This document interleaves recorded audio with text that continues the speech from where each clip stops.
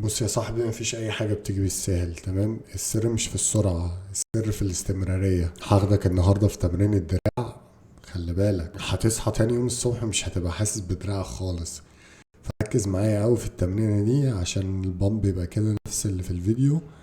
فبسم الله الرحمن الرحيم. بدأنا بالبايسبس دمبل كيرلز، على حسب انت بتفضل الدمبل ولا بتفضل البار.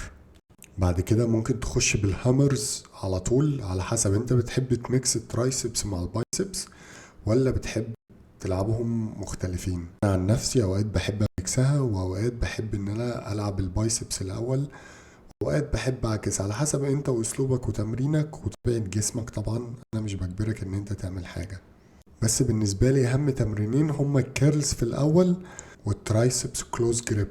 دول اهم تمرينين ان انت المفروض يبقوا اساسيين في يوم الدراع. انا بالنسبة لي جيناتي في الدراعات حلوة جدا، فانا مش بعاني في تمرينة الدراعات خالص، لان على حسب انت وجيناتك طبعا بتختلف من شخص لشخص. انا عارف ان في ايام انت بتصحى فيها مش قادر، السرير بيناديك ايه كانه لبس العيد اللي انت عايز تلبسه قبل صلاة العيد. افضل ان انت يبقى عندك حب للتحدي، يخلي اللعبة لعبتك، فاهمني؟ يعني لما مهما التمرين يبقى صعب عليك، حس نفسك ان التمرين سهل، وما تحسسش نفسك ان التمرين النهارده هتبقى صعبة، عشان اليوم يعدي والدنيا تمشي معاك. وعشان تفهمني اكتر خدها كده ببساطة، مش مهم توصل امتى، المهم ما تقفش، المهم الدنيا ما تبقاش عليك صعبة.